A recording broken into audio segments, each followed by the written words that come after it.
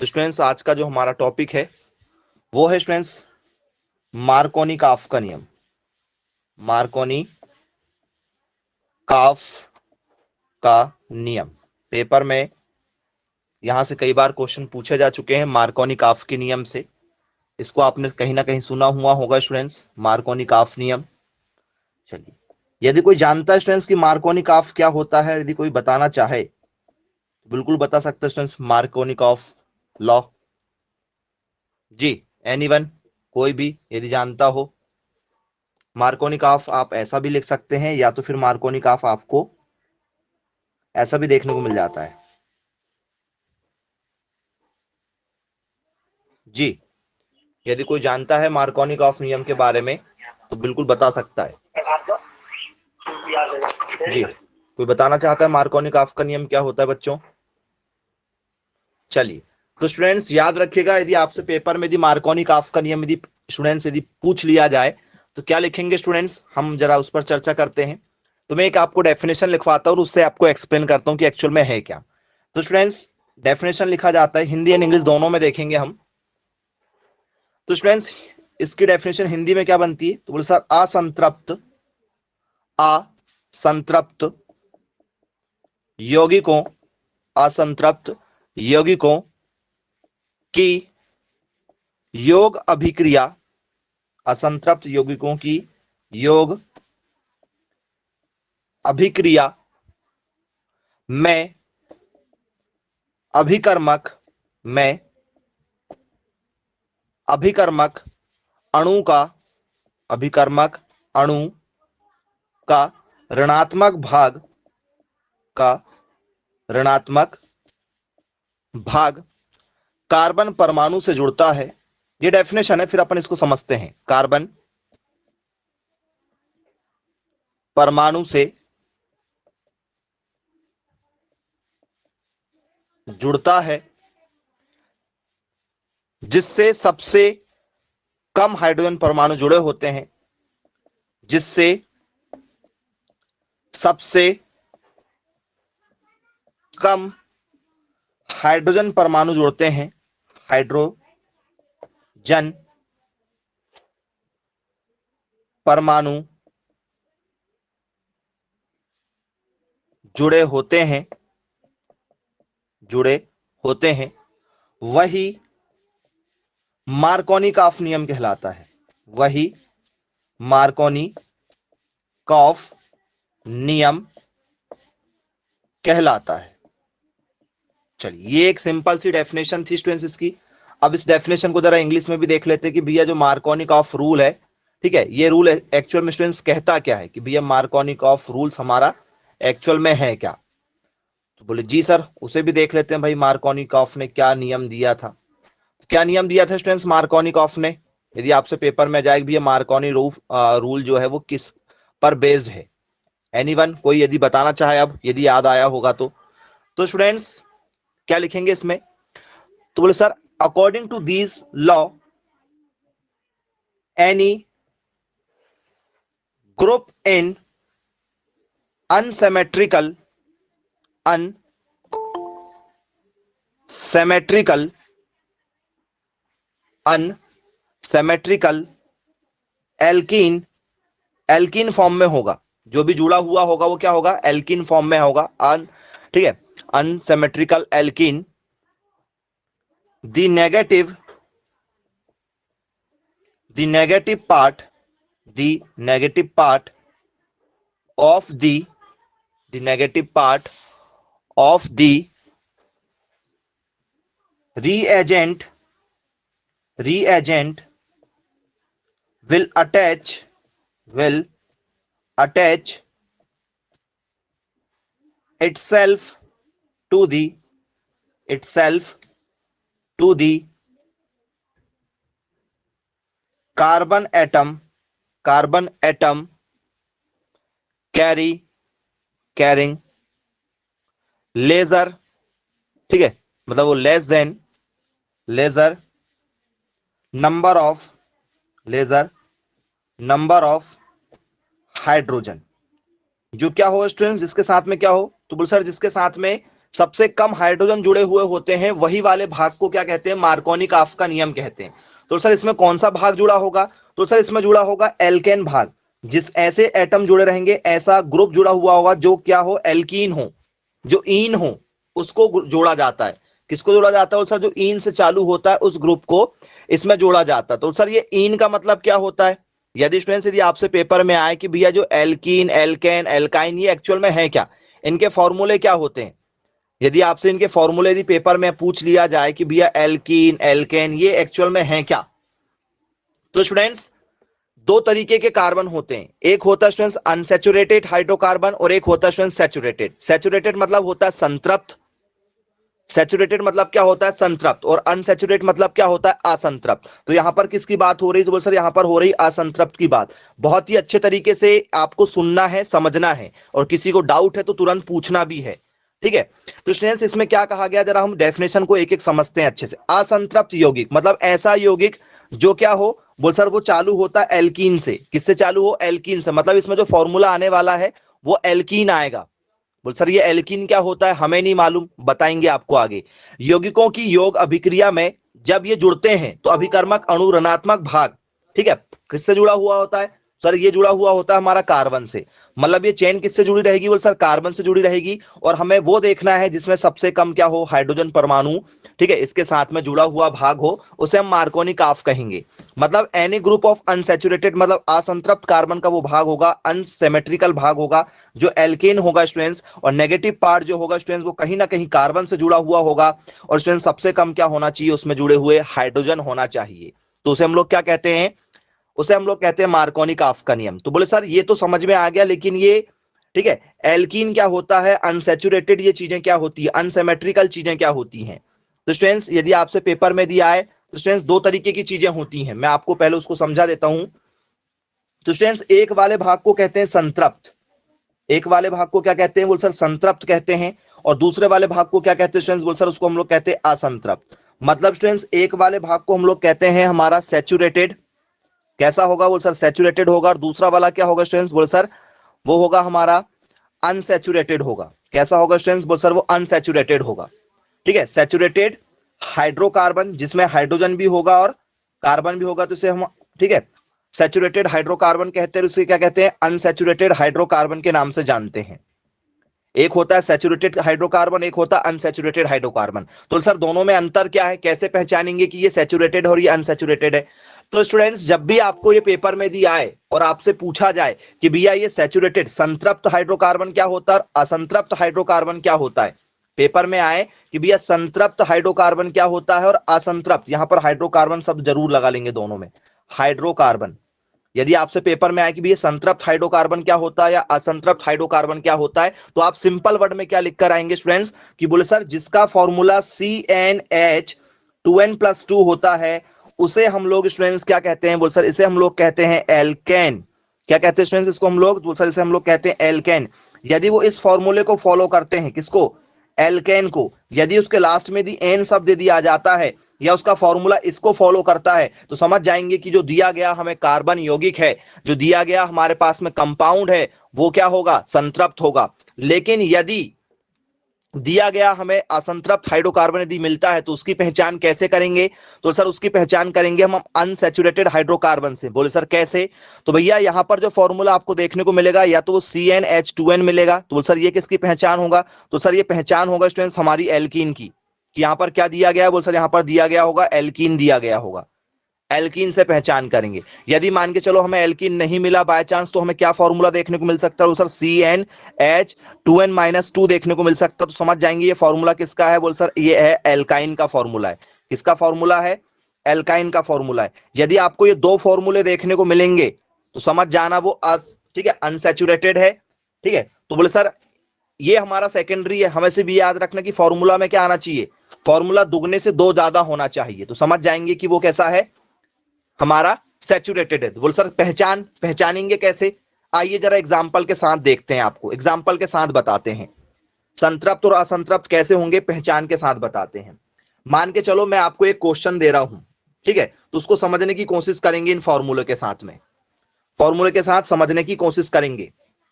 मान के चलो मैंने आपको बोला कि भैया एक कार्बन वाला है, आपको ये तो पता है कि भैया एक कार्बन वाले को क्या बोलते हैं, सबको पता है कि सर एक कार्बन वाले को हम लोग बोलते हैं मैथ। एक कार्बन वाले को क्या बोलते हैं, बोल सर एक कार्बन वाले को मैथ। दो कार्बन आए तो उसको क्या बोलते हैं, बोल सर उसको एथ पढ़ते हैं, एथ। मैथेन, एथेन, प्रोपेन आपने पढ़ा है, बोले यस सर, उसको मैथ कहते हैं, दो वाले को एथ कहते हैं। तीन यदि आया तो क्या कहते हैं उसको, सर मैथ एथ, उसको क्या कहते हैं बोल सर, उसको कहते हैं हम लोग प्रोप। यदि कार्बन यदि चार आए तो उसको क्या कहते हैं, उसको कहते हैं सर हम लोग ब्यूट। क्या कहते हैं स्टूडेंट्स, ब्यूट कहते हैं। नंबर ऑफ कार्बन यदि 5 आए तो उसको क्या कहते हैं सर, उसको कहते हैं पेंट। क्या कहते हैं, पेंट। नंबर ऑफ कार्बन यदि 6 आए तो उसको क्या कहते हैं सर, उसको हम लोग कहते हैं हेक्स। बस इतना ही समझेंगे अभी, उसको क्या कहते हैं, हेक्स कहते हैं। अब मान के चलो आपके पास में मैंने एक क्वेश्चन दे दिया आपको, मैंने ऐसा दे दिया C5H12 दे दिया, ये सैचुरेटेड है या अनसैचुरेटेड है, मैसेज करें, और है तो है क्या। ये जो आपको मैंने जो कंपाउंड दिया गया हूं, ये जो कंपाउंड आपके पास में है, ये सैचुरेटेड कंपाउंड है और अनसैचुरेटेड कंपाउंड है, बताइए, मैसेज करें फटाफट, कौन सा कंपाउंड होगा, सैचुरेटेड होगा या अनसैचुरेटेड होगा,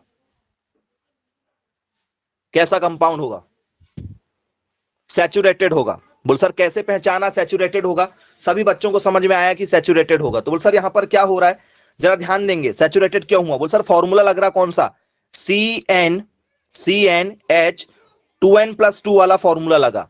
बोले यस सर, ये वाला फॉर्मूला लगा, जिसे हम लोग क्या कहते हैं सर, इसे हम लोग कहते हैं एल्केन कहते हैं। क्या कहते हैं, एल्केन कहते हैं। बोल सर कैसे, हमें तो समझ में नहीं आया।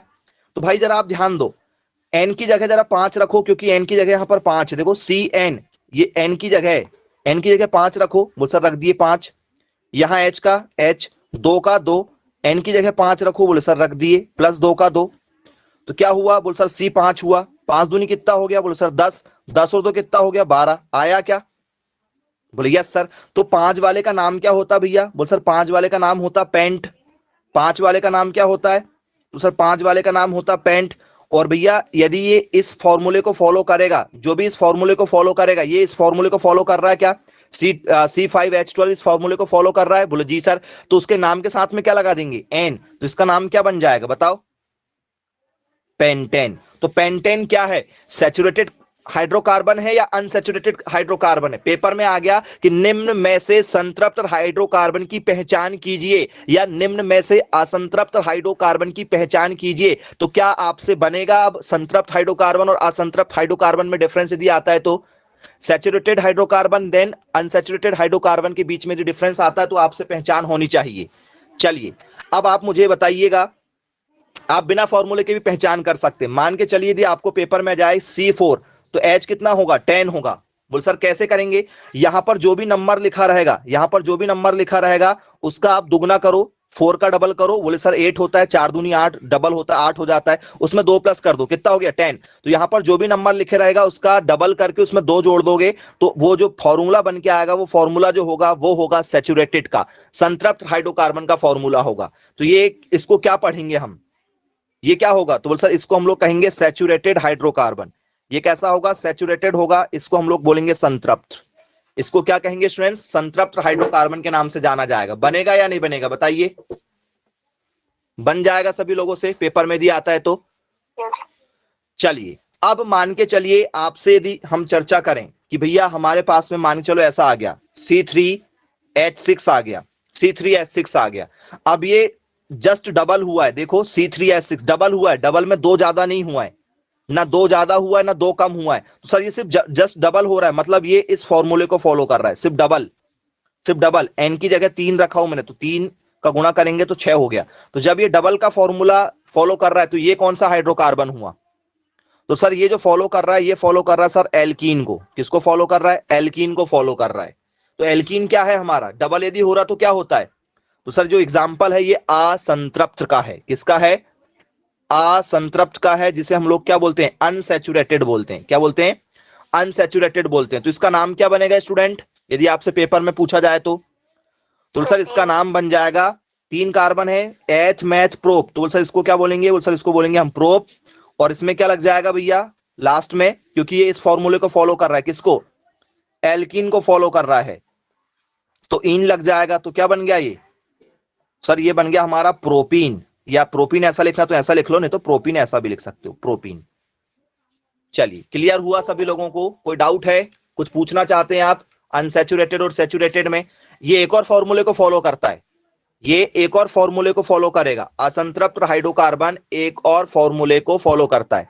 मान के चलिए आपके पास में ऐसा कुछ आ जाए, जैसे मान के चलो ऐसा आ जाए C6 आ जाए, ठीक है, और यहां पर आ जाए H10 आ जाए, C6 आ जाए H10 आ जाए, तो क्या लिखेंगे स्टूडेंट? इसको ध्यान से समझिएगा, पेपर में पूछा जाता है।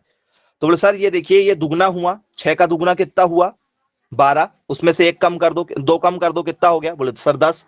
तो ये स्टूडेंट्स कौन से फॉर्मूले को फॉलो कर रहा है? बोले सर ये फॉर्मूले है CnH, 2n-2 को क्या कर रहा है स्टूडेंट्स? फॉलो कर रहा है कि नहीं कर रहा? देखो n की जगह जरा 6 रख के देखो। बोले सर 6, ठीक है, 6 रखो यहां पर, 2 गुणित 6, 6 दूनी 12, 12 में से 2 गए, कितना आया? 10 आया। यदि हम n बराबर यदि यहाँ 6 रख रहे हैं तो ये C6 हो गया, 6 दूनी 12 हो गया, 12 में से 2 गए तो 10। तो सर ये आ रहा है बन के। तो यदि स्टूडेंट्स आपको इस तरीके से कोई फॉर्मूला मिलता है जिस पर आपका दिया गया पदार्थ निर्भर करता है, ठीक है, गिवन कंपाउंड उसके ऊपर डिपेंड करता है, तो स्टूडेंट्स इस फॉर्मूले को हम लोग क्या कहते हैं? इसको कहते हैं स्टूडेंट्स हम लोग एल्काइन कहते हैं। क्या कहते हैं? एल्काइन कहते हैं। तो सर यहां पर क्या होगा? कार्बन 6 है तो क्या होगा? कार्बन 6 है तो 6 वाले को क्या बोलते हैं? बोल सर 6 वाले को कहते हैं हम लोग हेक्स। 6 वाले को क्या कहते हैं? हेक्स। और इसके नाम के साथ में क्या लगेगा स्टूडेंट्स? बोले सर आइन शब्द लगेगा, तो ये क्या हो जाएगा?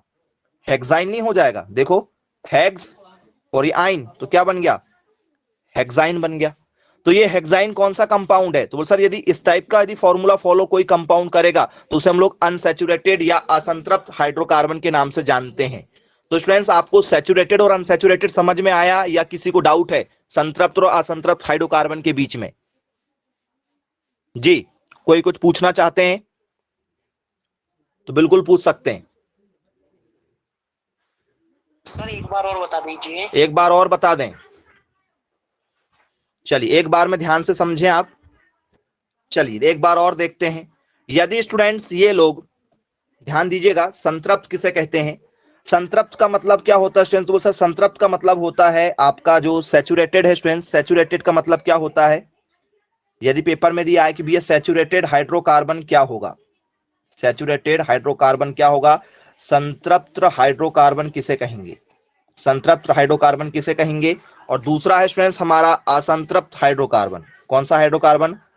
असंतृप्त हाइड्रोकार्बन किसे कहेंगे? ये दो क्वेश्चन हमारे पेपर में बनते हैं कि भैया संतृप्त हाइड्रोकार्बन की पहचान करो और असंतृप्त हाइड्रोकार्बन की पहचान करके बताइए। तो स्टूडेंट्स हम कैसे पहचान करेंगे यहां पर यदि आते हैं तो सर ये वाले जो लोग हैं ना ये सिर्फ एक फॉर्मूला फॉलो करते हैं। ये वाला जो भी लिखा होगा वो दुगने से क्या होगा? 2 ज्यादा होगा।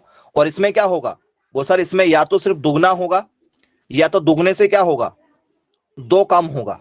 ये फॉर्मूले फॉलो करते हैं। तो बोले सर इसको क्या कहते हैं? इसको कहते हैं संतृप्त हाइड्रोकार्बन, जिसे सैचुरेटेड कहते हैं। और इस वाले का नाम क्या है स्टूडेंट्स? तो बोले सर इस वाले को हम लोग कहते हैं अनसैचुरेटेड। इसे सामने क्या लग जाएगा? अनसैचुरेटेड शब्द लग जाता है। तो स्टूडेंट्स मान के चलो मैं आपको पेपर में ऐसा क्वेश्चन दे दूं, मैंने दे दिया मान के चलो C3H8 दे दिया, तो ये क्या होगा? ये ऑप्शन नंबर ए होगा या ऑप्शन नंबर बी होगा? किसकी ओर जाएगा ये? आप बताइए किसकी ओर जाना चाहिए? संतृप्त होगा या असंतृप्त की ओर जाएगा? बताओ। तो सर यहां 3 लिखा हुआ है, 3 का दुगना, 3 का दुगना देखो 3 लिखा है, 3 का दुगना करो और उसमें 2 जोड़ दो। ये वाला फॉर्मूला फॉलो हो रहा है क्या? देखो तो सर यस, ये वाला फॉर्मूला फॉलो हो रहा है। एन की जगह 3 रखा, देखो मैंने एन की जगह 3 है। सर क्या हो रहा है? 3, 3 दूनी 6 और 2 8, दुगने से 2 ज्यादा हो रहा है। मतलब जो C3H8 आपको दिया गया है ये कौन सा कंपाउंड है? तो सर वो हमारा सैचुरेटेड हाइड्रोकार्बन है। और मान के चलो यही क्वेश्चन मैं आपको ऐसा दे दूं C3H6, ये किसको फॉलो कर रहा है? ये सिर्फ कितना हो रहा है? बोल सर ये दुगना हो रहा है, सिर्फ दुगना। तो ये क्या है? संतृप्त हाइड्रोकार्बन। अब मान के चलो मैं ऐसा दे दूं C3, 3 का दुगना कितना हो गया? 6, 6 में से 2 गए, बचा 4। ये किसका है? तो सर ये भी असंतृप्त का है। बन जाएगा या नहीं बनेगा? बताइए। बनेंगे नहीं बनेंगे? चलिए बन जाएंगे भाई। यदि पेपर में आता तो नोट कीजिएगा, ऐसे क्वेश्चन पेपर में जरूर आपसे पूछे जाते हैं और दिया आए तो फिर बनना भी चाहिए। चलिए अब स्टूडेंट्स मार्कोनी काफ जो है, ठीक है, उस पर आ जाते हैं जो अनसैचुरेटेड और सैचुरेटेड को फॉलो करता है स्टूडेंट्स। तो क्या होगा स्टूडेंट्स हमारा आंसर? तो स्टूडेंट्स इसमें क्या होता है, जब ये डेफिनेशन है उसकी। जब प्रोपीन की HBr के साथ क्रिया की जाए, जब प्रोपीन की HBr से क्रिया हो, मतलब प्रोपीन रिएक्ट विथ HBr मतलब हाइड्रोजन ब्रोमाइड के साथ यदि स्टूडेंट्स रिएक्शन की जाए, साइंटिस्ट ने ऐसा प्रैक्टिकल घर में करके देखा, मतलब लैब में करके देखा, तो उसने क्या पाया? तो सर प्रोपीन किसे कहते हैं? अभी थोड़ी देर पहले आपने देखा था, जरा प्रोपीन बता दो, प्रोपीन क्या लिखा जाएगा? प्रोपीन किसे लिखा जाएगा? तो सर बोले प्रोपीन का मतलब होता है कि उसमें क्या हो, हाँ उसमें क्या हो, एक कार्बन हो, दो कार्बन हो या तीन कार्बन हो। सर मैथ एथ प्रोप, तीन कार्बन होना जरूरी है, ठीक है। और क्या होना चाहिए स्टूडेंट्स? तो सर प्रोपीन में क्या होना चाहिए? H कितना होना चाहिए भैया उसका? सिर्फ डबल होना चाहिए, डबल नहीं होना चाहिए, वो सिर्फ डबल होना चाहिए। आपने अभी थोड़ी देर पहले देखा। तो ये कौन सा है स्टूडेंट्स? ये जो प्रोपीन लिखा गया है ये क्या है? संतृप्त है कि असंतृप्त है? सैचुरेटेड है कि अनसैचुरेटेड है? वो सर ये सिर्फ डबल हो रहा है सर, सिर्फ डबल, तो अनसैचुरेटेड है। सिर्फ डबल हुआ ना तो अनसैचुरेटेड है। इसकी रिएक्शन किसके साथ में किया उसने? सर उसकी रिएक्शन कर दिया उसने HBr के साथ में, ठीक है। साइंटिस्ट ने, मार्कोनी नाम के जो साइंटिस्ट है, उनने ये प्रैक्टिकल किया कि भैया प्रोपीन की रिएक्शन, किसकी रिएक्शन, ठीक है, प्रोपीन की रिएक्शन किसके साथ में कर दिया? HBr के साथ में कर दिए। किसके साथ में कर दिए? HBr के साथ में कर दिए। तो फिर क्या देखा स्टूडेंट साइंटिस्ट ने? तो स्टूडेंट्स इस रिएक्शन को यदि मैं तोड़ूं, इस रिएक्शन को यदि मैं ऐसा तोड़ूं, तो क्या मैं ऐसा लिख सकता हूं?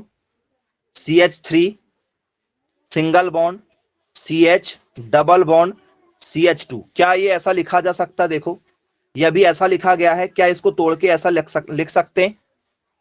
ये लिखने का तरीका क्या कहलाता है हमारा? ये लिखने का तरीका को कहते हैं स्टूडेंट्स हम लोग समावयवी। समावयवी मतलब क्या होता है? जिसे हम लोग बोलते हैं आइसोमर। आइसोमर का मतलब क्या होता है कि भैया जिसका फॉर्मूला एक लेकिन लिखने के तरीके अलग अलग, फॉर्मूला एक लेकिन लिखने के तरीके अलग। ये देखो अभी ये लिखा तीन कार्बन है, एक कार्बन, दो कार्बन, तीन कार्बन है, तीन कार्बन, हाइड्रोजन कितने? 6, 3, 3 2 5 और एक 6, हुआ क्या? बराबर हुआ। तो ऐसा लिख सकते हैं क्या लिखने के तरीके से? तो बोले जी सर बिल्कुल लिख सकते हैं। अब इसकी रिएक्शन किसके साथ में करा दिया उसने? किसके साथ में रिएक्शन हुई? तो सर बोले HBr के साथ में रिएक्शन हुआ है। किसके साथ में हुआ है? HBr के साथ में रिएक्शन हुआ है। तो उसने क्या कहा था स्टूडेंट्स? हमने थोड़ी देर पहले कुछ लिखा था, शायद आपको याद होगा, मार्कोनी काफ में हमने एक शब्द लिखा था, जिसमें सबसे कम हाइड्रोजन परमाणु जुड़े होते हैं। सबसे कम हाइड्रोजन इन तीनों में से किसमें है भैया? बता दो जरा, सबसे कम किसमें है? इसमें है, इसमें है, इसमें सबसे कम हाइड्रोजन किसमें है? CH में। बोले सर बीच वाले में है। तो आप मुझे बताइए ये जो Br है, ये Br कहां जाके जुड़ेगा? ये Br कहां जाके जुड़ेगा? बोले सर Br जो है वो हमारा कहां जाके जुड़ेगा भैया? तो सर वो यहां पर जुड़ेगा जहां पर सबसे कम क्या हो? हाइड्रोजन हो। तो बोले जी सर देखो क्या बन के आएगा, क्या ऐसा बन के आ सकता है? जरा आप ध्यान से देखिएगा, ये Br जो है वो यहां चला गया, तो यहां से H था, ठीक है, इसकी जगह Br आ गया, तो ये H उठ गया यहां से, तो कहां जाएगा भैया H? क्या ये H उठकर हमारा यहां पर आ सकता है? ऐसा देखो, मिला लो जरा, आप अपना चेक कर लो, क्या ये बन सकता है? क्या ये पॉसिबिलिटी आपको दिखाई दे रही है? और यहां पर H जैसे का वैसे ही रहने देते हैं, ये H, ये CH का CH रहने दिए, ये Br जो है वो इसके ऊपर चला गया, और ये वाला जो H है वो इसके साथ आ गया। क्या ऐसा लिखा जा सकता है? देखो क्या ये ऐसा बन सकता है, हाँ या ना? सर। Yes sir. मिला के देख लो, टोटल कितने, टोटल कितने H हुए? तो यहां पर ये जो रिएक्शन हुआ है इसका मतलब क्या है कि भैया यहां पर क्या था? वो सर यहां पर प्रोपीन था, प्रोपीन की रिएक्शन किसके साथ में थी? HBr के साथ में थी। तो निकल कर क्या आया? ये Br कौन से नंबर में? जरा देखो, ये कार्बन 1 2 3 है, ये कौन से नंबर में भैया? Br कौन से नंबर में बताओ? Br कौन से नंबर में जुड़ा है? Br कौन से नंबर में जुड़ा है बताइए? दूसरे नंबर में। तो क्या स्टूडेंट्स ये Br, और ये Br का मतलब क्या होता है? ब्रोमो। तो क्या स्टूडेंट्स ये 2 ब्रोमो, और ये 1 2 3, तीन कार्बन वाले को क्या कहते हैं स्टूडेंट्स? तीन कार्बन वाले को कहते हैं हम लोग प्रोपेन। क्या इसको 2 ब्रोमो प्रोपेन लिख सकते हैं? बताइएगा, क्या इसको 2 ब्रोमो प्रोपेन लिखा जा सकता है? जी, ऐसा लिख सकते हैं या नहीं लिख सकते, बताइए। बन जाएगा?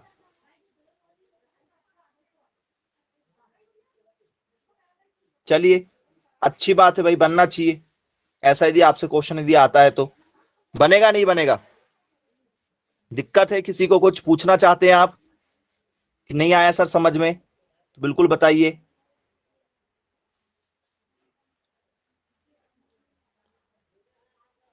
चलिए, बन जाएगा। अब स्टूडेंट्स, पेपर में आपसे एक चीज और पूछी जाती है जिस पर हम चर्चा करेंगे जरा आपसे। चलिए, तो स्टूडेंट्स, ये जो नियम था आपने अभी देखा, ये नियम क्या है स्टूडेंट्स हमारा? इस नियम को कहते हैं मार्कोनी-काफ नियम। इस नियम को क्या कहते हैं? मार्कोनी-काफ का नियम। मार्कोनी-काफ ने क्या किया था? तो सर, मार्कोनी-काफ ने प्रोपीन के साथ में एचबीआर को मिला के देखा था। तो हमने क्या डेफिनेशन लिखा अभी, क्या हमने अभी उसका फॉर्मूला बना के देखा, आपने अभी क्या बना था? तो सर, CH3 के साथ में CH डबल बॉन्ड CH2 था, इसकी रिएक्शन हमने HBr के साथ में किए, तो हमें क्या निकल कर मिला? तो सर, इसमें CH ऊपर जोड़ दिए थे हमने Br को, और यहां पर CH3 का CH3, ये निकल कर बना था।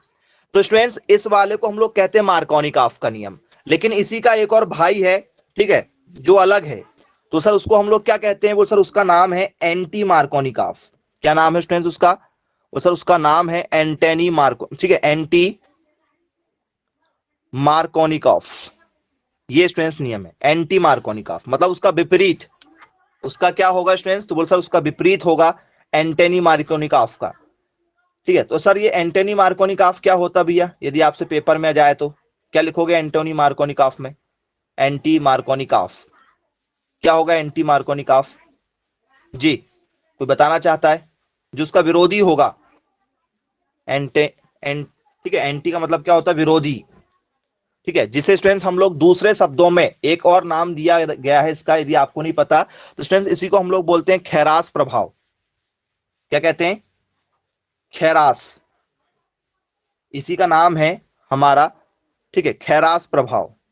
खैरास प्रभाव क्या होता है स्टूडेंट इसमें, यदि आप जानते हो तो बताइए। खैरास प्रभाव क्या चीज होती है? कोई भी बच्चा यदि जानता हो खैरास प्रभाव के बारे में तो बता सकता है, क्या होता है खैरास प्रभाव?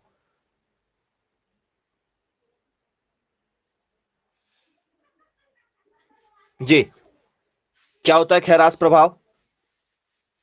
एनीवन, कोई जानता हो तो सर, खैरास प्रभाव में क्या होता है स्टूडेंट्स? ये जो फॉर्मूला आप देख रहे हो, ठीक है, सारी चीजें वही होती है स्टूडेंट्स, बस थोड़ा सा लिखने का तरीका बदल जाता है। तो सर, क्या करेंगे? ठीक है, कैसे करेंगे? तो स्टूडेंट्स, क्या ये जो क्वेश्चन दिया गया है, इस क्वेश्चन को, ये जो दिया गया है हमें, क्या स्टूडेंट्स जो आंसर दिया गया है ये वाला CH3CH, यहां पर Br दिया गया है, ये ऐसा दिया गया है? बोले जी सर, ऐसा दिया गया है। तो क्या स्टूडेंट्स, मैं इसको ऐसा लिख सकता हूं क्या? देख लो आप, क्या ये ऐसा लिखा जा सकता है? चेक करके देख लो जरा, क्या ऐसा लिखा जा सकता है? या आप यहां पर 2 लगाना चाहें तो आप यहां पर 2 लगा सकते हैं। क्या ऐसा लिखा जा सकता है आपके हिसाब से? देख लो चेक करके, देखो, 1 2 3,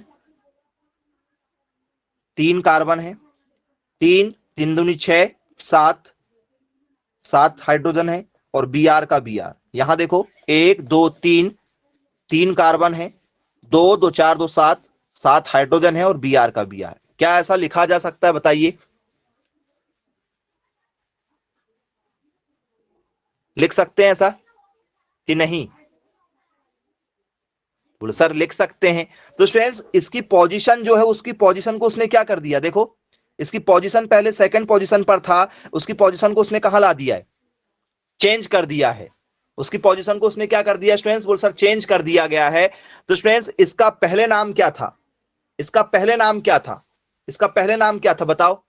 पहला वाला नाम क्या लिखे थे आपने इसका? तो सर, ये दूसरे नंबर पर था, उसका नाम हमने लिखे थे 2 ब्रोमो प्रोपेन लिखे थे। क्या लिखे थे? 2 ब्रोमो प्रोपेन लिखे थे।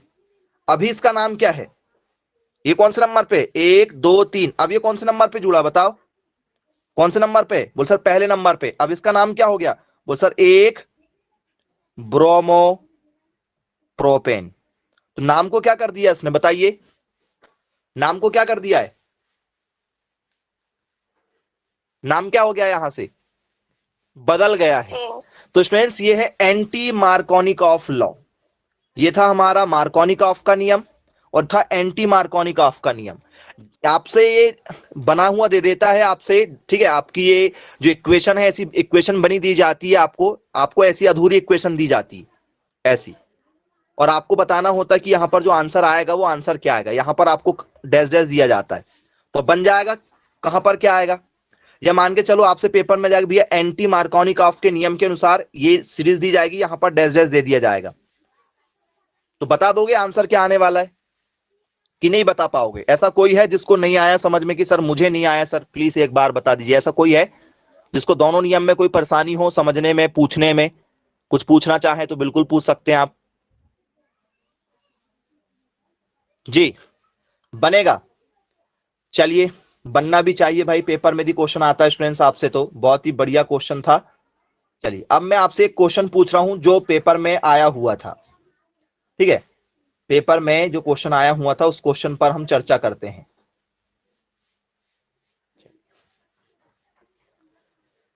पेपर में ये क्वेश्चन था, अब आप इस क्वेश्चन का आंसर देखिए कितनी आसानी से लगा सकते हैं। पेपर में ये क्वेश्चन था स्टूडेंट्स,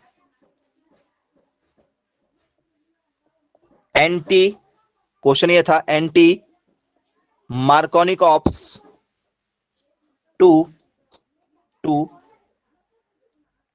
मार्कोनिकॉफ्स एडिशन टू, ठीक है, addition to HBr, addition to HBr is not observe in, is not, ठीक है, ऑब्जर्व इन। ये आपसे पेपर में क्वेश्चन था स्टूडेंट्स, क्या था? HBr में प्रति मार्कोनिकॉफ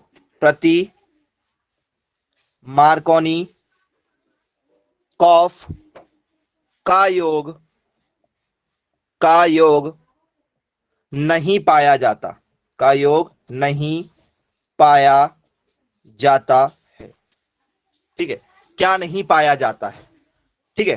तो चलिए मुझे बताइएगा क्या नहीं पाया जाता है स्टूडेंट्स। ऑप्शन है आपके पास में ब्यूट वन इन, ऑप्शन है पेंट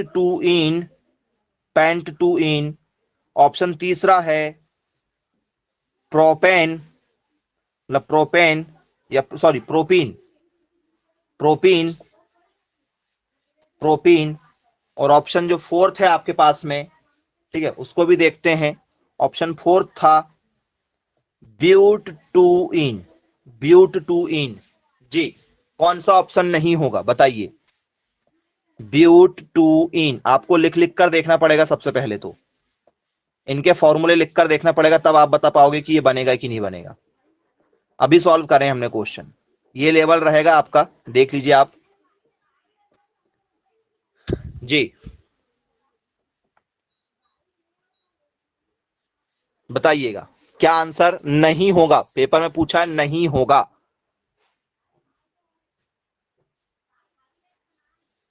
ठीक है, HBr में प्रति मार्कोनिकॉफ का योग नहीं पाया जाता है, क्या नहीं होगा? ये आपसे पेपर में पूछा जा रहा है, क्या नहीं होगा और क्यों नहीं होगा ये भी हम देख लेंगे, क्यों नहीं होगा। बताइए कैसे सॉल्व करेंगे इस क्वेश्चन को हम।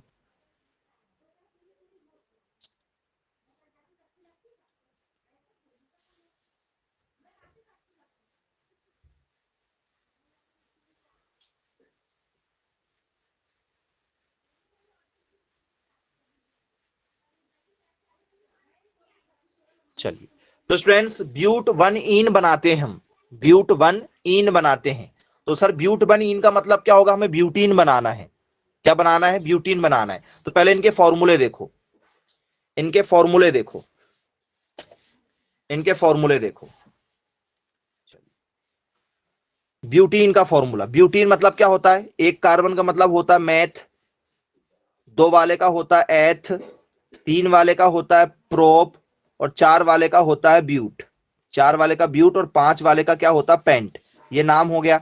मतलब ब्यूट यदि आए तो कितने कार्बन बनाना पड़ेगा भैया, कितने कार्बन लेना होगा, बोले सर चार कार्बन तो लेना ही होगा। ले लेते भैया चार कार्बन, एक कार्बन, दो कार्बन, तीन कार्बन और ये चार कार्बन, ले लिए चार कार्बन। तो सर ब्यूटीन बनाना है, ठीक है। तो सर ब्यूट इन बनाना है, इन बनाना है मतलब एक में जो है फर्स्ट में क्या होना चाहिए, डबल बॉन्ड होना चाहिए। फर्स्ट वाले में कहीं ना कहीं क्या होना चाहिए, डबल बॉन्ड होना चाहिए। मान चलो यहां डबल बॉन्ड है, ये डबल बॉन्ड है, यहां पर डबल बॉन्ड कर दे रहा हूं, क्योंकि डबल बॉन्ड यदि होगा तो ही क्या होगा, बोल सर ब्यूटीन बनेगा। क्या बनेगा, ब्यूटीन बनेगा, है ना। और ब्यूटीन के लिए क्या होना चाहिए, फॉर्मूला क्या भैया, फॉर्मूला सर दुगना होना चाहिए, CnH2n, यही होता है ब्यूटीन, दुगना होना चाहिए फॉर्मूला। देखते हैं दुगना होगा कि नहीं होगा। सी यहां पर है तो H लगा दो जरा, कितने H लगेंगे, डबल बॉन्ड है तो दो लगेंगे। यहां पर तीन बॉन्ड है, एक ही लगेगा, यहां दो लगेंगे, यहां तीन लगेगा। देखो जरा, सी चार है तो H आठ होना चाहिए, दो तीन दो पांच, छह और एक सात और एक आठ, आठ। क्या ये पॉसिबल है, क्या ये अनसैचुरेटेड है, क्या ये अनसैचुरेटेड है, क्या ये पॉसिबल है, हाँ या ना। Yes sir. Yes sir. चलिए सभी को समझ में आया कि ये सैचुरेटेड है मतलब अनसैचुरेटेड है या नहीं। ये वाला फॉर्मूला फॉलो करना चाहिए, कर रहा है कि नहीं देख लो। बोल सर कर रहा है, पहला वाला पॉसिबल है, बोले यस सर पहला वाला पॉसिबल है। यदि ये पहला पॉसिबल है तो स्वाभाविक बात है दूसरा वाला पॉसिबल होगा। देखो दूसरा वाला पॉसिबल होगा, पेंट वाला, पेंट टू इन बोल रहा है वो, पेंट टू इन बोल रहा है। चलो आपने देख लिया कि भैया पेंट टू इन है, पेंट टू इन पॉसिबल है क्या। चलो देखो, ये देखो आपने देखा कि ब्यूट वन इन पॉसिबल है। जब ये पॉसिबल है तो 100% ये वाला कैसा होगा, जब ये पॉसिबल है तो 100% ये वाला कैसा होगा, ये पॉसिबल होगा। आंसर तो यही मिल गया, जब ये बन सकता है तो ये बनेगा क्या, यस सर। ठीक है। नहीं बनेगा ना, दो ऑप्शन कैसे सेम हो सकते हैं एक ही चीज के, दो चीज के एक से ऑप्शन कैसे सॉल्व। देखो प्रोपीन तो बनता ही है भाई, प्रोपीन तो होता ही है, प्रोपीन तो होता ही है, नहीं होता प्रोपीन, प्रोपीन बनेगा कि नहीं बनेगा, प्रोपीन कैसा होगा, C3 तो H कितना होना चाहिए, 6। देखो होता है कि नहीं होता प्रोपीन, ठीक है। CS क्या होगा प्रोपीन में, देखो CH2 डबल बॉन्ड CH और CH3, प्रोपीन बना कि नहीं बना, देखो ये पॉसिबल है नहीं है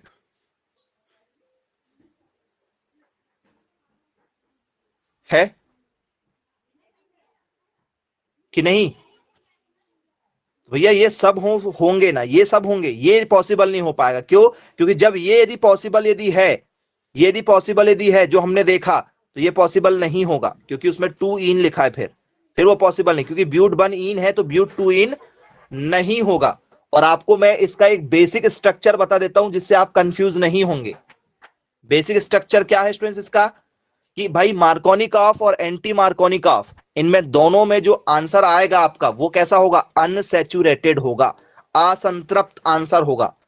कैसे इसमें तत्व आएंगे, सारे के सारे तत्व कैसे होंगे, असंतृप्त होंगे, याद रखिएगा। असंतृप्त हाइड्रोकार्बन जितने आएंगे, इसके ऊपर प्रैक्टिकल किया था कौन से साइंटिस्ट ने, मार्कोनिकॉफ ने किया था। असंतृप्त वाले कौन से वाले, ठीक है याद रखना, कौन से होंगे, अनसैचुरेटेड होंगे कि सैचुरेटेड होंगे, बता दो,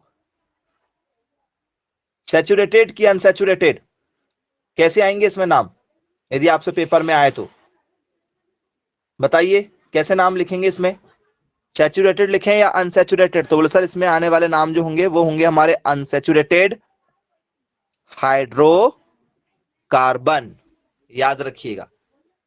तो आपसे बहुत ही इंपॉर्टेंट टॉपिक है जो आप लोगों ने शायद ध्यान नहीं दिया रहा होगा उस समय, लेकिन अब आपको ध्यान देना होगा ऐसे टॉपिक पर, पेपर में पूछे जाते हैं सारे टॉपिक, ठीक है। चलिए, बन जाएगा आई होप, यदि पेपर में आता है तो। अब स्टूडेंट्स आपसे मैं बहुत ही बढ़िया क्वेश्चन इस पर चर्चा करेंगे हम, बहुत ही शानदार टॉपिक है जो आपने पढ़ा भी है, आपको पता भी होगा, ठीक है। सब लोग शादी में जाते हैं, शादी में जाते तो आजकल खाना जो हो रहा है वो सब किस में मिल रहा है आपको? सर बफर में मिल रहा है। तो पेपर में आपसे पूछा जाएगा बफर सॉल्यूशन, इसका संबंध किस चीज से है भैया? बफर सॉल्यूशन का बताइए। पेपर में आया बफर बिलियन, ये टॉपिक बहुत ही बढ़िया टॉपिक है, बफर बिलियन। क्या खास बात है स्टूडेंट्स बफर बिलियन की, बताइएगा जरा, क्या होता है स्टूडेंट्स बफर बिलियन? पेपर में दिया आया कि भैया बफर बिलियन क्या है?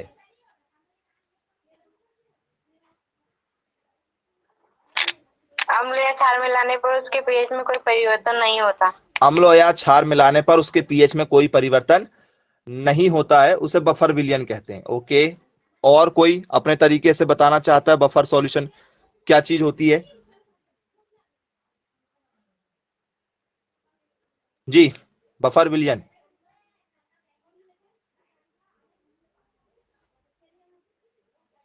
जी, कोई बताना चाहता है बफर बिलियन?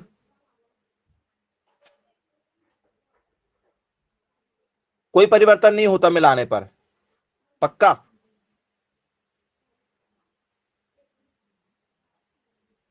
बोलो, बफर सॉल्यूशन नहीं पढ़ा आप लोगों ने? इतना इजी टॉपिक है, बहुत ही बढ़िया टॉपिक में से एक माना जाता है बफर बिलियन।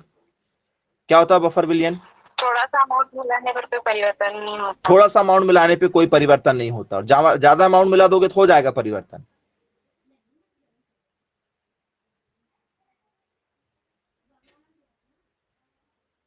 सर अगर इसमें एसिड या बेस अगर अपन थोड़ी या मध्यम मात्रा में मिलाएंगे, हाँ, तो इसके पीएच में कोई बदलाव नहीं आएगा। ओके, मतलब क्या लिखा है, ठीक है। यदि यदि किसी विलयन में, यदि किसी विलयन में कुछ मात्रा में, कुछ मात्रा में अम्ल या क्षार मिला देने पर, अम्ल या क्षार मिला देने पर उसके पीएच मान में, उसके पीएच मान में, ठीक है, परिवर्तन नहीं होता, उसके पीएच मान में परिवर्तन नहीं होता, याद रखिएगा। मतलब ऐसा कोई सॉल्यूशन आप बना रहे हो, ठीक है, जिसमें आपने यदि कुछ थोड़ा बहुत एक दो बूंद यदि एसिड या बेस की मिला भी दी है, तो उसके पीएच मान में कोई परिवर्तन नहीं होगा। तो क्या लिखेंगे स्टूडेंट्स? बोल sir buffer is a solution,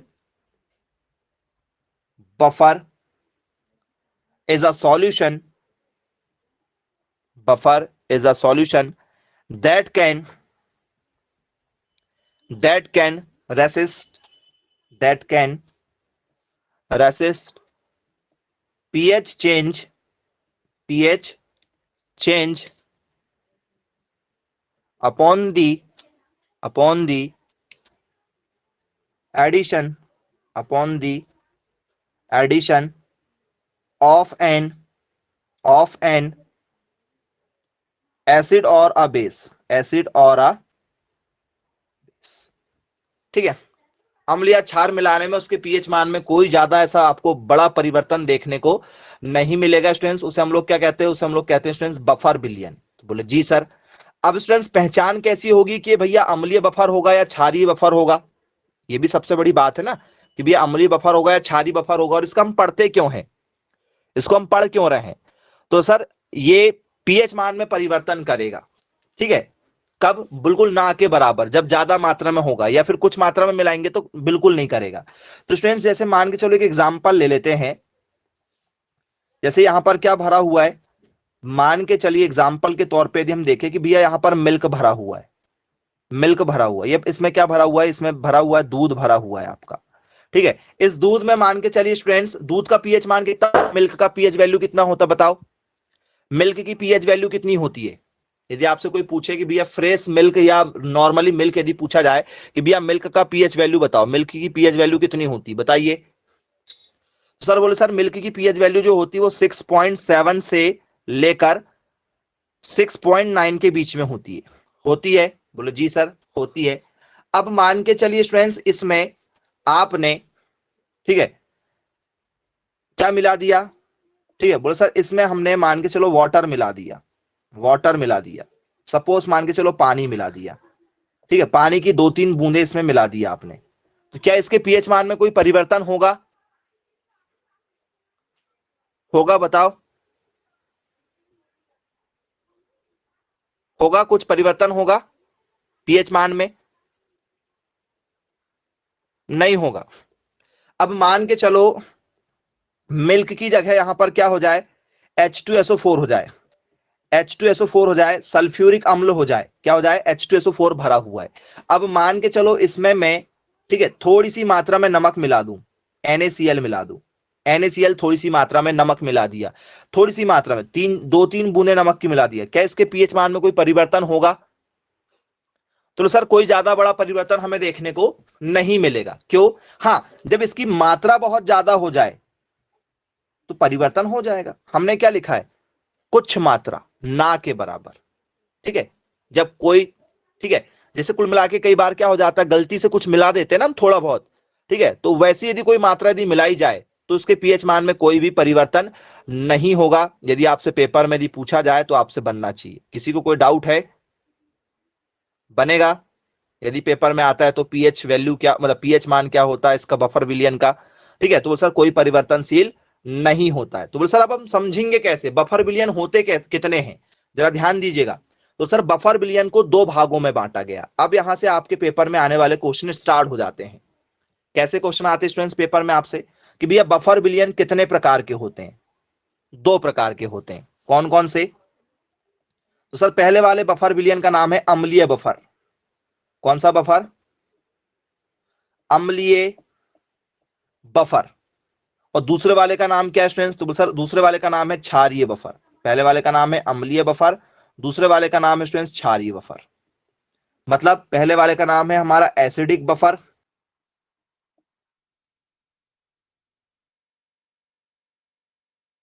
basis buffer,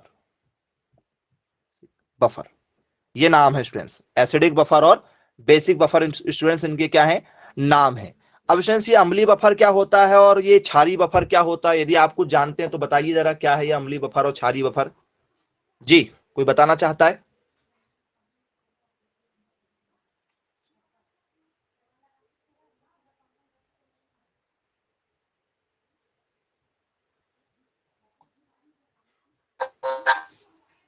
हाँ जी, बताओ। तो चलिए स्टूडेंट्स जरा ध्यान से सुनिएगा। यदि आपसे पेपर में दिया है स्टूडेंट्स कि अम्लीय बफर क्या होता है, तो जरा स्टेप बाय स्टेप समझेंगे हम लोग कि अम्लीय बफर किसे कहते हैं। अम्लीय बफर, बफर विलियन में हम चर्चा करेंगे अम्लीय बफर की, कि अम्लीय बफर क्या होता है, ठीक है। अम्लीय बफर, अम्लीय, तो स्टूडेंट्स एसिडिक बफर जिसे कहते हैं हम लोग, एसिडिक बफर इसका नाम है। तो स्टूडेंट्स ये अम्लीय बफर क्या चीज होता है? सर अम्लीय बफर का मतलब होता है कि भैया इसमें, ठीक है, अम्ल है ना, अम्ल, तो कौन सा अम्ल होगा? बोल सर स्ट्रॉन्ग एसिड होगा। अम्ल है तो स्ट्रॉन्ग एसिड होगा, मतलब स्ट्रॉन्ग की वीक, क्या होता है? बोल सर अम्ल है ना, तो इसमें क्या होगा? वीक, वीक, वीक वाला, वीक एसिड होगा। वीक मतलब कमजोर, जो नाम होगा नाम के अपोजिट, वीक एसिड होगा। और क्या होगा? स्ट्रॉन्ग बेस होगा, नाम के अपोजिट। एसिड है तो एसिड जो होगा वो वीक होगा, मतलब दुर्बल अम्ल होगा। ध्यान रखिएगा, दुर्बल अम्ल, इसमें जो भी अम्ल होगा वो दुर्बल अम्ल होगा। और प्रबल क्षार होगा, ये प्रबल क्षार, क्षार ज्यादा होगा, मतलब जिसका पीएच मान कम है वो बहुत ही ज्यादा कमजोर होगा, और जिसका पीएच मान ज्यादा है वो यहां पर बहुत ज्यादा हाई होगा। मतलब अम्लीय बफर विलियन अपोजिट चलेगा। अम्लीय बफर है तो उसका अम्ल वीक होगा, ठीक है, याद रखिए। यदि आपसे पेपर में यदि पूछा जाए कि भैया जो वीक एसिड है हमारा, तो स्टूडेंट्स वीक एसिड क्या होगा?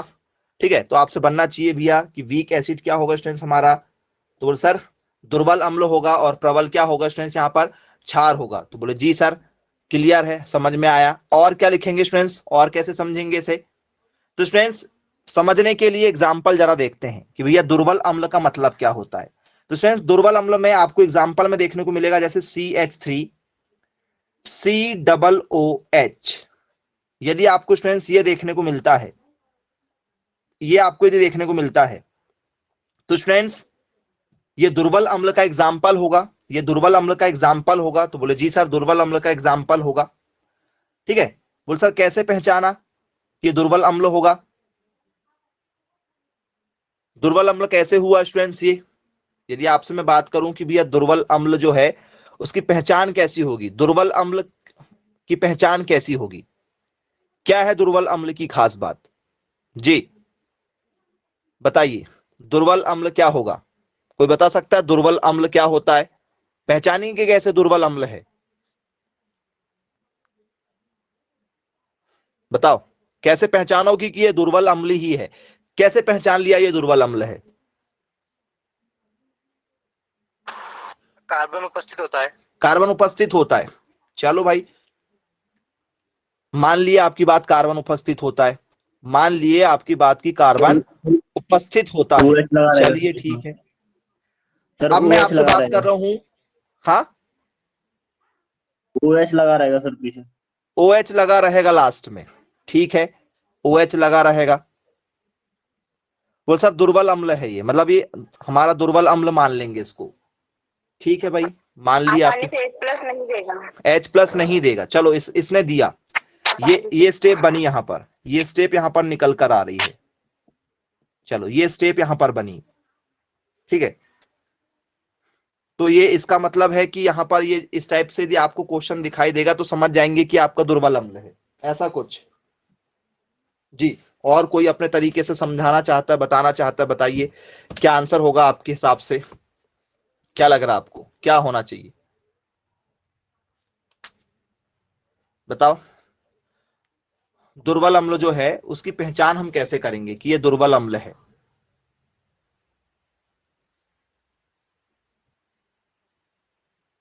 जी एनीवन, कोई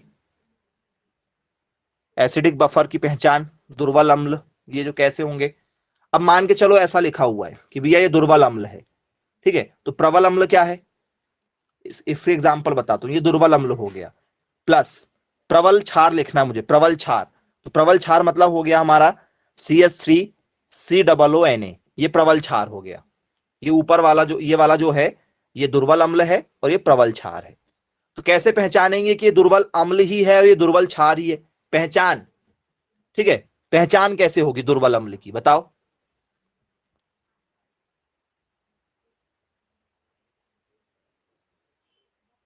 पहचान के लिए कुछ खास, क्योंकि सर क्षार में Na है इस वजह से वो बेस कहलाएगा। हाँ Na है तो Na तो बेस होता ही होता है, कोई बात ही नहीं है, Na जो होता है वो क्या होता है, बेस होता है, सोडियम जो है वो बेस का काम करता है, ये क्षार है, ये तो आपने पहचान कर ली कि ये क्षार है, और यहां पर H लिखा तो आपने ये पहचान कर लिए कि ये अम्ल है, भाई हाइड्रोजन अम्ल होता है और Na जो सोडियम जो होता है वो क्षार होता है। वो सर क्षार कौन कौन होते हैं सर, एक बार हमें नाम बता दो, क्षार के नाम बता दो, हम क्लियर कर लेंगे, चलो जरा देखो क्षार क्या होता है, ठीक है। तो स्टूडेंट्स आपने क्षार पढ़ा होगा, ये नाम सुना होगा, ठीक है, यहां हाइड्रोजन को छोड़कर, ठीक है, ये सब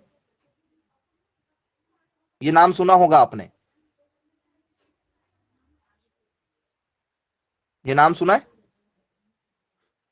देखा है कहीं टेबल, पीरियोडिक टेबल देखा है आपने, बोलिए यस सर देखा है हमने, यहां हाइड्रोजन नहीं आता, ये सुना है, लीना की रूबी सूजी फ्रेंड, हेलिना की रूबी सूजी फ्रेंड वाला पढ़ा होगा आपने,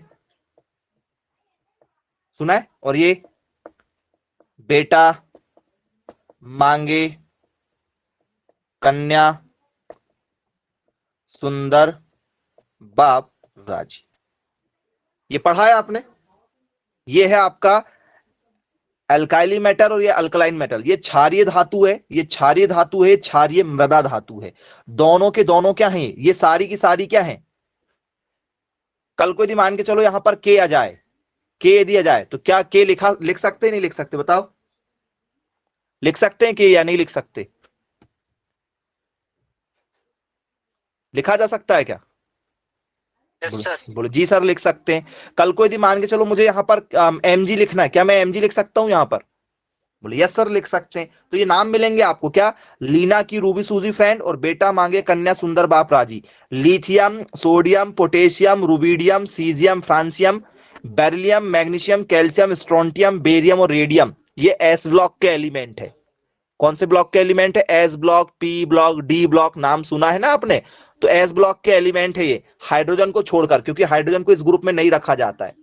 वो तो बहुत शरारत करता था, इसलिए उसको कहां रख दिए? उठा के सामने बिठा दिए, नहीं तो वहां का ग्रुप नहीं है। लेकिन फिर ये तो क्लियर हो गया। तो सर जरूरी, जब ये अम्ल है, जब ये क्षार है, तो पहचान कैसे हुई कि ये प्रबल है? प्रबल की पहचान कैसे हुई? अम्ल की तो पहचान है कि सर यहाँ हाइड्रोजन है तो ये अम्ल होगा, और ये क्षार है तो सर क्षार की पहचान भी कर लिए कि यहाँ Na लिखा हुआ है। लेकिन ये कैसे डिसाइड किए कि ये दुर्बल होगा, ये कमजोर कैसे है और ये ताकतवर कैसे है? ये पहचान कहां से की जाएगी, ये पूछना चाह रहा हूं मैं आपसे, बताइए। ये पहचान कहां से करेंगे कि ये ताकतवर है और ये कमजोर है? ये मेन पॉइंट है आपको समझने के लिए। जी बताइए। तो बोले सर पहचान ये होती है, ठीक है। दुर्बल अम्ल की पहचान जरा देखिएगा, दुर्बल अम्ल किसे कहते हैं? दुर्बल अम्ल किसे कहते हैं, जरा ये आपके लिए, ठीक है, सोचना बहुत ज्यादा जरूरी हो जाएगा। दुर्बल अम्ल किसे कहते हैं? जो अम्ल, ध्यान से सुनिएगा, जो अम्ल कम कम प्लस आयन देते हैं। कम प्लस मतलब, प्लस का मतलब क्या होते हैं? धन आयन, धनायन देते हैं, धनायन देते हैं। जो अम्ल कम धनायन देते हैं, मतलब कम डोनर होते हैं, कुल मिला के क्या होते हैं? ठीक है। यदि आपसे कोई पूछे कि भैया वीक एसिड क्या होता है, वीक एसिड की पहचान क्या होती है, तो बोल सर डोनेट, डोनेट, ठीक है, less plus ion, plus ion. जो क्या करते हैं? कम आयन डोनेट करते हैं। भैया यहां पर क्या कौन लिखा हुआ है बताओ? तो बोले सर यहां पर ना एक H लिखा है। तो भैया एक H कितने इलेक्ट्रॉन देता है? H के पास में कितने, H का परमाणु क्रमांक कितना होता है? बोल सर H का परमाणु क्रमांक 1 होता है। तो ये कितने इलेक्ट्रॉन देगा? बोल सर ये बेचारा 1 ही देगा। ये गरीब आदमी है। कैसा आदमी है? गरीब आदमी है। तो कितने इलेक्ट्रॉन देगा स्टूडेंट्स, बताओ जरा, आपकी नजरों में कितने इलेक्ट्रॉन देना चाहिए इसको? कितने इलेक्ट्रॉन देगा बताओ? कितने इलेक्ट्रॉन देगा? यदि आपसे मैं बात करूं कि भैया इलेक्ट्रॉन कितने देगा? जी 1, सही बात है नहीं है? बोले सर जी ठीक है, क्लियर बता दिया आपने। अब मान के चलो मैं यहीं पर यदि आपसे बोल दूं कि सर यहां पर H2SO4 लिखा हुआ है, H2SO4 लिखा हुआ है, H2SO4 लिखा है, तो अब आप मुझे बताओ यहां पर H कितने हैं? H कितने यहां पर? 2 है, 2 है कि नहीं बताओ? Yes sir. तो ये इलेक्ट्रॉन कैसे करेंगे, ज्यादा देंगे या कम देंगे? कम देंगे या ज्यादा देंगे?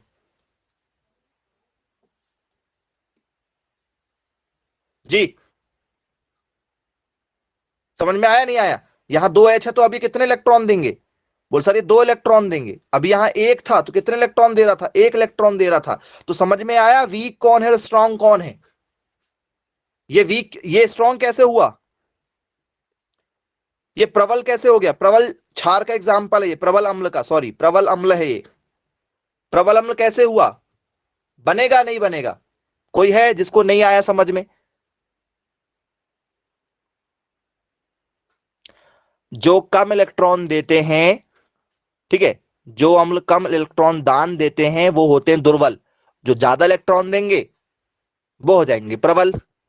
बोले जी सर ठीक है, ये भी क्लियर हो गया। अब स्टूडेंट्स यदि आपसे पेपर में आ जाए कि भैया प्रबल क्षार क्या होता है, यदि आपसे पेपर में आ जाए कि भैया प्रबल क्षार की पहचान क्या होगी, क्योंकि वहां प्रबल क्षार भी लिखा हुआ है, तो क्या होता है स्टूडेंट्स क्षार, बताओ? प्रबल क्षार यदि आया कि भैया प्रबल क्षार क्या होता है, कैसे पहचानेंगे प्रबल क्षार? प्रबल क्षार कब होगा? तो सर प्रबल क्षार तब तक नहीं माना जाता है, प्रबल क्षार जब तक नहीं माना जाता जब तक उसमें ये वाले नाम ना हो जो मैंने आपको बताया। ये वाले नाम उसमें होना चाहिए, कहीं ना कहीं ये नाम आपको मिलना चाहिए, ये वाले नाम मिलना चाहिए, तो हम पहचान जाएंगे कि क्या होना चाहिए, प्रबल क्षार है। और प्रबल क्षार के साथ साथ में और क्या साथ में होना चाहिए इसके, तो सर प्रबल क्षार के साथ में स्ट्रॉन्ग बेस के साथ में कहीं ना कहीं OH का होना भी जरूरी है। किसका होना भी जरूरी है, तो सर OH भी आपको देखने को मिल जाएगा, OH भी आपको देखने को यहां पर मिल जाएगा। तो समझ जाएंगे कि भैया ये क्या है, प्रबल क्षार होगा। या तो ये पहचान होगी या तो ये पहचान होगी, दोनों में से कोई भी वहां पर होना चाहिए, तो हम पहचान लेंगे कि भैया ये प्रबल क्षार का एग्जाम्पल होगा हमारा। बनेगा या नहीं बनेगा भाई बताइए, ऐसा कोई है जिसको नहीं आएगा समझ में? चलिए अब स्टूडेंट्स इसी का अपोजिट है, जिसे स्टूडेंट्स हम लोग क्या कहते हैं, वो सर सेकंड वाले को कहते हैं हम लोग क्षारीय बफर, क्षारीय बफर के नाम से जानते हैं स्टूडेंट्स, जिसको हम लोग बोलते हैं बेसिक बफर, बेसिक बफर। अब स्टूडेंट्स बेसिक बफर का मतलब क्या हुआ, आप खुद समझदार हैं, यहां पर क्या होगा डेफिनेशन में बेसिक बफर में। तो सर क्षार आया है, क्षार कैसा होना चाहिए बताओ, क्षार है तो वीक क्या होगा, वीक क्या होना चाहिए जल्दी बताओ। सर वीक हम जिसके बारे में आया है वही वीक होगा, दुर्बल कौन होगा, जिसके बारे में बताया जा रहा है। क्षार आया है तो मतलब दुर्बल ही क्षार होगा, तो फिर प्रबल कौन हो जाएगा, स्ट्रॉन्ग कौन हो जाएगा, एसिड। एसिड हो जाएगा। जिसके बारे में पूछा जाएगा वो दुर्बल होगा, ठीक है, याद रखना प्रबल क्षार हो जाएगा। बोलिए यस सर प्रबल क्षार हो गया। तो स्टूडेंट्स इसका एग्जाम्पल क्या होता है, इसके एग्जाम्पल में क्या आता है स्टूडेंट्स, पेपर में यदि हमसे पूछा जाए तो स्टूडेंट्स यदि आपसे इसके एग्जाम्पल में यदि पूछा जाए, ठीक है, सर वो तो आप खुद सेम यहाँ पर होगा बता देंगे स्टूडेंट्स कि हमारा जो बफर बिलियन है, ठीक है, सर। कौन सा बफर वो बिलियन, तो सर ठीक है बेसिक बफर बिलियन। तो स्टूडेंट्स बेसिक बफर बिलियन हमारा क्या होगा, यदि पेपर में दिया है कि ये बेसिक बफर जो है हमारा, उस बेसिक बफर सॉल्यूशन के एग्जांपल में क्या हम लिख सकते हैं, क्या एग्जांपल में आ सकता है। तो स्टूडेंट्स इसके एग्जांपल में मैं आपको एक एग्जांपल दिखा रहा हूं, आप बताइएगा मुझे क्या ये एग्जांपल पॉसिबल है, ठीक है, क्या ऐसा लिख सकते हैं, NH4OH, NH4OH के साथ में NH4 होल ट्वाइस SO4 लिखा जा सकता है। देखो ऐसा लिख सकते हैं,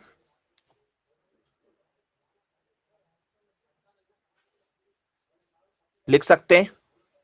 दुर्बल क्षार आया है, क्या आया स्टूडेंट्स, दुर्बल क्षार, दुर्बल क्षार आया तो उसके साथ में क्या मिलेगा, क्षार ये भी है, क्षार ये भी थे, यहां Na था वो मैंने लिस्ट बताया था वो था, तो वो स्ट्रॉन्ग थे, यहां OH आया है, क्या पहचान है OH, किसको रिप्रेजेंट कर रहा है OH, क्षार को रिप्रेजेंट तो कर रहा है, लेकिन कैसे क्षार को, प्रबल की दुर्बल। Na भी क्षार को रिप्रेजेंट करता है, OH भी क्षार को रिप्रेजेंट करता है, लेकिन ये वाले ग्रुप के जो नाम है वो S ब्लॉक के जो है वो स्ट्रॉन्ग को रिप्रेजेंट करते हैं, OH जो है वो किसको रिप्रेजेंट कर रहा है, वीक वाले को। बोले जी सर। स्टूडेंट्स मैंने आपको प्रबल क्षार के बारे में बताया था, स्टूडेंट्स क्षार यदि है तो यहां पर क्षार में क्या है, आप मुझे बताओ। मैंने आपको एक एग्जांपल बताया था H2SO4 का, जिसमें स्टूडेंट्स H2 क्या है, H2 क्या था, ज्यादा इलेक्ट्रॉन देता था, तो H2 क्या हो गया मेरा, क्या हो गया, अम्ल। उसके साथ में कौन होगा, कौन है, क्योंकि सॉल्यूशन बना ना, बफर सॉल्यूशन बना है, तो अम्ल के साथ में कौन जुड़ा है, SO4 वाला। SO4 क्या है यहां, किसको रिप्रेजेंट करेगा, क्षार को रिप्रेजेंट कर देगा।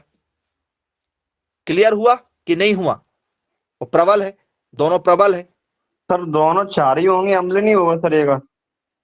हाँ सर भैया आप दुर्बल बफर चार। सॉल्यूशन बना रहे हो, हम बात चर्चा कर रहे हैं बफर सॉल्यूशन की। बफर सॉल्यूशन में जब दो लोग आपस में होंगे तो वो क्या बनाएंगे, दो लोग मिलकर बना रहे हैं, तो एक अम्ल वाला होगा और एक क्षार वाला होगा, एक प्रबल होगा तो एक दुर्बल होगा। सर ये आपने बात का आप चार ध्यान रखिएगा, दुर्बल। आपसे यदि पेपर में यदि पूछा जाए तो एक प्रबल होगा और एक स्ट्रांग होगा, इस बात का आप ध्यान रखिएगा। चलिए अब मैं आपको दूसरे तरीके से और समझाने की कोशिश करता हूं, अम्लीय क्षारीय से थोड़ा सा हम जरा हट के आ जाते हैं, आपसे मैं चर्चा करता हूं, आप मुझे बताइएगा कि कौन क्या है। यदि स्टूडेंट्स आपको मैं बाय एग्जांपल यदि बताऊं, ठीक है, तो आप जरा मुझे बताइएगा कि वो बनेंगे कैसे। मान के चले स्टूडेंट्स, कहीं पर ऐसा लिखा हुआ है CH3COOH लिखा हुआ है, ये किसका एग्जाम्पल है? CH3COOH लिखा है, ये किसका एग्जाम्पल है? क्या है ये अकेला क्या है? एसिड। एसिड है। ओके, कौन सा एसिड है ये भी तो बताना है। Weak acid. वीक एसिड है। कैसा एसिड है? वीक एसिड है, मतलब ये हमारा दुर्बल अम्ल है। दुर्बल अम्ल है। बोले यस सर, ठीक है। अब स्टूडेंट्स मान के चलिए कल को आपको मैं ऐसा दे दूं, ऐसा कहीं लिखा मिल जाए, ये क्या है आपका? तो सर ये स्ट्रॉन्ग बेस। ठीक है, स्ट्रॉन्ग बेस है। ये कैसा हमारा? स्ट्रॉन्ग बेस है, मतलब ये हमारा प्रबल है। तो बस आपको इनके बारे में क्या करना है, ध्यान लगाना, भाई कौन स्ट्रॉन्ग है कौन वीक है। आपको बस ये पता होना चाहिए भाई स्ट्रॉन्ग कौन है और वीक कौन है। ये बस आपको यदि पता है तो आपका काम हो जाएगा, बाकी आपको ज्यादा टेंशन लेने की जरूरत नहीं है। और इसका एक फॉर्मूला है, इसका एक फॉर्मूला है, इसके बारे में स्टूडेंट्स, ठीक है, किसने बताया था? तो सर इसके बारे में बताने वाला एक व्यक्ति था जिसका नाम स्टूडेंट्स क्या है? हेंडरसन। हेंडरसन नाम सुना होगा आप लोगों ने। हेंडरसन नाम का स्टूडेंट्स एक साइंटिस्ट था जिसे हम लोग हेंडरसन समीकरण के नाम से जानते हैं। इसने एक इक्वेशन दिया था। किसने दिया था? हेंडरसन ने एक इक्वेशन दिया था। नाम से जरा सुनेंगे, हेंडरसन। तो स्टूडेंट्स हेंडरसन ने एक इक्वेशन दिया था। क्या इक्वेशन थी स्टूडेंट्स? तो सर हेंडरसन ने एक जो इक्वेशन दिया था, बहुत ही बढ़िया इक्वेशन थी। उस इक्वेशन के बारे में जरा ध्यान देते हैं। तो इक्वेशन थी students pH equal to pKa plus log salt upon acid, मतलब बेस अपॉन एसिड। ये डेफिनेट मतलब जो इक्वेशन किसने दिया था स्टूडेंट्स? ये डेफिनेशन दिया था हेंडरसन ने। सॉल्ट अपॉन एसिड की डेफिनेशन दिया था हेंडरसन ने। याद रखिएगा, यदि आपसे पेपर में यदि पूछा जाए तो आपसे बनना चाहिए। इसके बारे में किसने बताया था? हेंडरसन नाम के वैज्ञानिक ने, ठीक है, इसके बारे में बताया था। नोट डाउन कर लीजिए, सभी बच्चों से बनना चाहिए। तो स्टूडेंट्स ये टॉपिक था आपका बफर विलयन का। इसके एग्जाम्पल आप काउंट करके रखिएगा। बफर विलयन में दुर्बल अम्ल कौन है उनकी एक लिस्ट तैयार कर लीजिएगा। प्रबल क्षार कौन से हैं उसकी तैयार कर लीजिएगा। प्रबल अम्ल कौन कौन से हैं उसकी तैयार कर लीजिएगा। और दुर्बल क्षार कौन से हैं, मतलब वीक बेस कौन सी। ये 4 कॉलम आप जरा अपने तरीके से घर में जरा तैयार करके रखिएगा, लिस्ट बना के, जो आपको काम पड़ेंगे। तो ठीक है स्टूडेंट्स, मिलेंगे फिर कल की क्लास में। Bye bye.